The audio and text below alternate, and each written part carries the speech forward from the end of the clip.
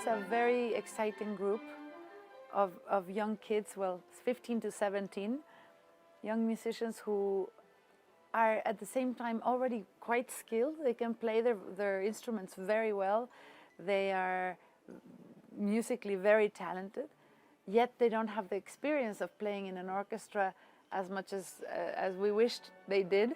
And so it's an interesting mix between raw talent and musicality, and then sometimes lack of knowing what to do when with each other. And so it's really fun for us, the coaches, to have to guide them through the process and help them open up to receive each other, to listen to each other, to help each other, and not just play wonderfully by themselves.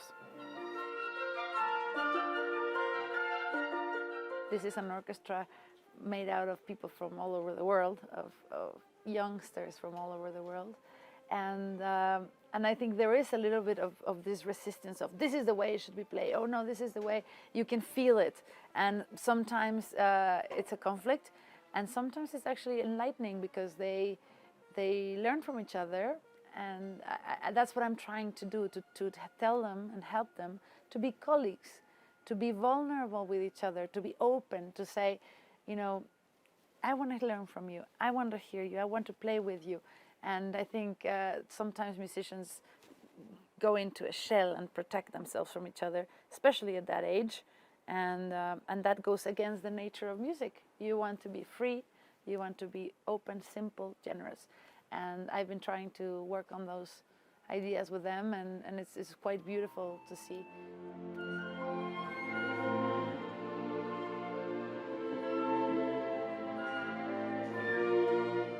Well, I had heard about the Verbier Festival since I was at Manhattan School of Music studying, because a lot of my peers, my colleagues who were orchestral musicians, were coming here and playing, and they would always come back and be like, Verbier, Verbier. Also, a lot of the musicians of the Philharmonic Orchestra of the Americas, my orchestra, were coming to Verbier every July and coming back with great stories. So for me, this is my first time, and I was really looking forward to coming.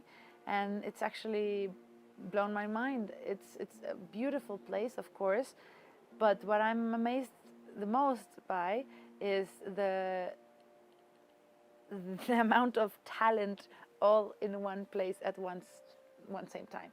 It's definitely an example for the world. I wish there were many Verbiers, maybe one in Latin America, one in Asia, one in, you know, Africa.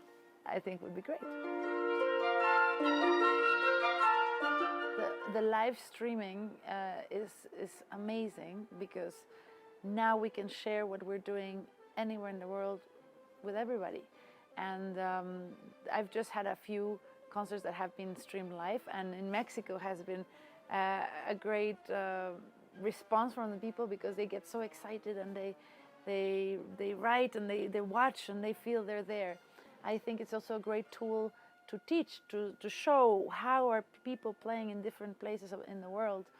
And in terms of Latin America, I think for many years Latin American music was completely neglected and just not part of the symphonic repertoire of all the orchestras. And I think in the last years has become a lot more. And I think it's a group effort, of course. Gustavo Dudamel has been a great figure for that. He has become such an international name, and that people have started to look that way. Of course, Gustavo's not alone. Is El Sistema, is Maestro Abreu, who has created this incredible thing. We have wonderful soloists like Rolando Villazón, like Gabriela Montero, and I think the work that Sergio Tiempo, we all do helps. And I think people are now enjoying our music, and I always feel very proud to share our culture with other places. Music has both genders. Music is feminine, music is masculine, music is a conversation between both, and that's exactly who we are. Every human being has some part of masculinity, some part of femininity. That's how we are. That's part of our DNA, our culture. That's how we function. And so for music, you need both.